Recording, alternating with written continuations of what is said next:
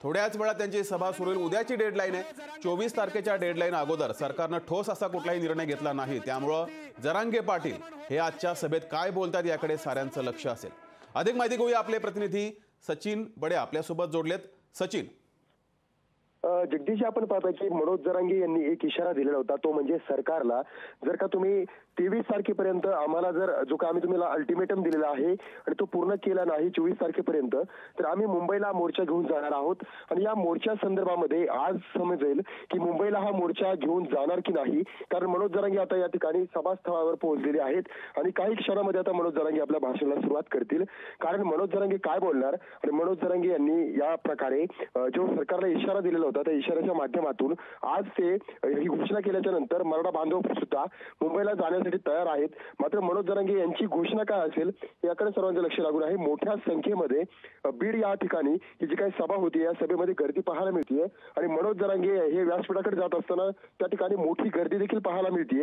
या गर्दीतून अक्षरशः वाट काढत असताना मनोज जरांगे या ठिकाणी आपण जाताना पाहत आहोत। आणि मनोज जरांगे यांची ही काही भव्य आणि ज्यांची सभा जी होतीये ती इशारा सभा आहे आणि सरकारला हा इशारा आहे आणि सरकारला इशारा देण्यासाठी जी भव्य अशी सभा या ठिकाणी जी आहे ती मनोज जरांगे घेत असताना त्यांच्या इशाराकडे संपूर्ण राज्याचं आणि संपूर्ण समाजाचं लक्ष लागून आहे। जगदीशजी, दरम्यान सचिन, मराठा बांधवांकडून जोरदार शक्ती प्रदर्शन केले गेले। सकाळचा रोड शो बघितला, आताची सुद्धा मैदानावरची गर्दी, मोठ्या प्रमाणात शक्ती प्रदर्शन केले गेले। जगदीश, आपण पाहिलेलं आहे की मनोज जरांगे ज्या ठिकाणी जातात त्या ठिकाणी मोठी नागरिकांची जी काही संख्या असते ती पाहायला मिळते आणि मनोज जरांगे यांनी हे शक्ती प्रदर्शन केल्याच्या नंतर या ठिकाणी आपण पाहताय की मनोज जरांगे यांच्या सोबत समाज किती मोठ्या संख्येमध्ये आहे हा दाखवण्याचा प्रयत्न मनोज जरांगे यांनी केलेला आहे। या ठिकाणी जी काही रॅली काढण्यात आलेली आहे त्या रॅलीमध्ये सुद्धा मोठा प्रतिसाद पाहायला मिळालेला आहे आणि या ठिकाणी जे काही प्रमुख रस्ते जे होते ते सुद्धा बंद झाल्याचं पाहायला मिळालेलं आहे। त्यामुळे मनोज जरांगे व्यासपीठावर पोहोचल्याच्या नंतर बीड मधील ही सर्वात मोठी सभा जी आहे ती म्हणता येणार आहे। कारण वर्ष संपत असताना त्या आधीची ही जी काही सभा आहे ते सरकारला या ठिकाणी इशारा आहे आणि मनोज जरांगे यांच्यावर हेलिकॉप्टरनं पुष्पवृष्टी सुद्धा करण्यात येत आहे। कारण या ठिकाणी मनोज जरांगे जेव्हा व्यासपीठावर येतील तर त्यांच्यावर फुलांचा जो काही पुष्प हार आहे किंवा पुष्प त्यांच्यावर उधळली जाणार आहे ती सुद्धा हेलिकॉप्टरच्या माध्यमातून। तर हेलिकॉप्टर आता मनोज जरांगे यांच्या डोक्यावर आलेला आहे आणि त्या हेलिकॉप्टरच्या माध्यमातून मनोज जरांगे यांच्यावर पुष्पवृष्टी सुद्धा करण्यात येत आहे।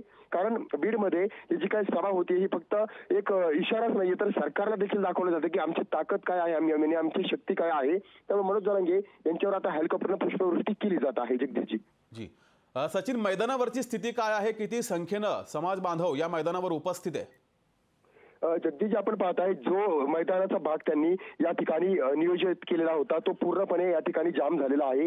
तो पूर्ण या ठिकाणी नागरिकांनी संख्येने फुल भरल्याचं पाहायला मिळतं। या ठिकाणी वाहनासाठी 50 एकराची पार्किंगची व्यवस्था करण्यात आलेली आहे आणि त्यानंतरच या ठिकाणी 50 एकरामध्ये नागरिकांची संख्या पाहायला मिळते आणि सर्वत्र आपल्याला भगवे झेंडे आणि डोक्यामध्ये भगव्या टोप्या घातलेल्या आहेत आणि त्यावर एक मराठा लाख मराठाची घोषणा देखील केलेली आहे। आणि मनोज जरांगे यांची जी काही ताकद आहे तो दाखवण्याचा प्रयत्न म्हणजे त्यांच्यावर हेलिकॉप्टर पुष्पवृष्टी केलेली आहे असं क्वचितच पाहायला मिळतं, जे म्हणजे हेलिकॉप्टरच्या माध्यमातून महापुरुषांच्या अंगावर पुष्पवृष्टी केली जाते। मात्र या ठिकाणी मनोज जरांगे यांच्या अंगावर पुष्पवृष्टी केलेली आहे आणि या ठिकाणी मोठी संख्या, मोठा जनसागर जो आहे तो पाहायला मिळतोय। त्यामुळे मनोज जरांगे यांची जी आजची घोषणा असणार आहे ही सरकारला डोकदुखी देखील ठरू शकते। मात्र सरकारचं आणि मनोज जरांगे यांचं जर काही बोलणं झालं असेल तर मुंबईला जाण्याची घोषणा ही रद्द होऊ शकते। मात्र जर कुठल्याही प्रकारे जर यांचा संवाद झालेला नसेल, कुठल्याही प्रकारे जर यांची चर्चा झालेली नसेल तर मनोज जरांगे हे मुंबईकडे जाण्यासाठी जे आहेत ते आज घोषणा करू शकतात आणि याकडे सर्वांचं लक्ष लागून आहे। सचिन, मोठ्या संख्येने मराठा बांधव बीडमध्ये एकवटलेला आहे। बीडमधील कायदा सुव्यवस्थेची संपूर्ण तयारी कशी केली गेली आहे, ती स्थिती कशी आहे? या ठिकाणी पोलिसांनी जो काय प्रमुख मार्ग आहे तो सुद्धा बदललेला आहे आणि प्रमुख जर पाहिलं गेलं तर या ठिकाणी कुठल्याही प्रकारे कायदा आणि सुव्यवस्थेचा प्रश्न निर्माण होऊ नये यासाठी पोलिसांनी देखील काळजी घेतलेली आहे। पोलिसांनी सुद्धा काही सूचना केलेल्या आहेत आणि या ठिकाणी जे काही जमलेला जनसागर आहे त्यांना सुद्धा सांगितलं जातं की तुम्ही नियमांचं पालन करावं, कारण या ठिकाणी जो काही जनसागर आलेला आहे तो मोठ्या संख्येमध्ये आहे आणि असं पहिल्यांदाच होतंय की कुठल्याही राजकीय कार्यक्रमाला गर्दी जमते, मात्र राजकीय कार्यक्रमाच्या पलीकडे सुद्धा एवढी मोठी गर्दी असते। त्यामुळे ही गर्दी जेव्हा आपण कुठल्याही प्रकारे नियंत्रित आणण्याचा प्रयत्न करतो तेव्हा ते आटोक्याच्या बाहेर असतं. मात्र या ठिकाणी जे आहे ते स्वयंसेवकाच्या माध्यमातून आणि पोलिसांच्या माध्यमातून या ठिकाणी कायदा आणि सुव्यवस्था राहावा यासाठी प्रयत्न केला जातोय. मनोज जरांगे व्यासपीठावर आलेले आहेत आणि जनतेला ते हात जोडून या ठिकाणी नमस्कार करतायत. त्यांना या ठिकाणी जनतेला जे आहेत ते त्यांचा आभार मानतायत. कारण ही जी ताकद आहे मनोज जरांगे नावाची, तर ही ताकद म्हणजे सर्वसामान्य जनता त्यांच्या पाठीशी उभी राहिलेली आहे. मराठा समाज त्यांच्या पाठीशी आहे आणि हीच ताकद जी आहे ती मनोज जरांगे यांच्या माध्यमातून जे आहे ते समाजाचं प्रतिनिधित्व करतंय. आणि याच प्रतिनिधित्वावर समाजानं विश्वास ठेवलेला आहे आणि या विश्वासाला ते कुठेतरी सार्थ करतील आणि खरे उतरतील हाच विश्वास समाजाला आहे. त्यामुळं प्रथमतः आपण पाहतो की छत्रपती शिवाजी महाराजांच्या प्रतिमेवर या ठिकाणी फुलांची उधळण केली जाते. स्वतः मनोज जरांगे यांनी ही फुलांची उधळण केलेली आहे आणि या ठिकाणी जो काही कार्यक्रम होतो किंवा या ठिकाणी जी काही इशारा सभा होतीये, सरकारचं लक्ष केंद्रित केलं गेलेलं आहे. सरकार सुद्धा लक्ष ठेवून आहे की मनोज जरांगे काय घोषणा करतात. मात्र जर मनोज जरांगे आणि सरकारचं जर याआधी बोलणं झालं असेल तर कुठल्याही प्रकारे मुंबईला जाण्याचा निर्णय जो आहे तो रद्द होऊ शकतो. मात्र जर काही घोषणा केलेली नसेल तर मुंबईला सुद्धा हा मोर्चा जो आहे तो ट्रॅक्टरच्या माध्यमातून मोठ्या संख्येमध्ये जाऊ शकतो. मात्र आता मनोज जरांगे यांची सभा जी आहे सर्वांचं लक्ष वेधून घेणारी आहे आणि सर्वांचं लक्ष वेधत असताना मनोज जरांगे यांनी सरकारला इशारा दिलेला होता. सरकारची डोकेदुखी जी होती ती सुद्धा वाढलेली होती. त्यामुळे आता सरकारनं सुद्धा प्रयत्न केलाय. त्यांच्या माध्यमातून शिष्टमंडळ आलं होतं, त्यांनी सुद्धा यांचे मन धरण्याचा प्रयत्न केलाय. मात्र हे शिष्टमंडळ सुद्धा मनधरणीला कुठेतरी अयशस्वी जे आहे ते झाल्याचं पाहायला मिळते. आणि या ठिकाणी पाहता आपण मनोज जरांगे यांना या ठिकाणी ओवाळणी केली जाते. कारण काही महिला आलेल्या आहेत, छोटेशी बालकं सुद्धा आलेले आहेत ज्यांनी या ठिकाणी जिजाऊचं चित्र जे आहे ते धारण केलेलं आहे आणि मनोज जरांगे यांना आता ओवाळणी केली जाते. मनोज जरांगे जनतेचे आभार मानतायत कारण या ठिकाणी जी काही जनसागर जमलेला आहे हा सर्वसामान्य व्यक्तीसाठी जमलेला आहे.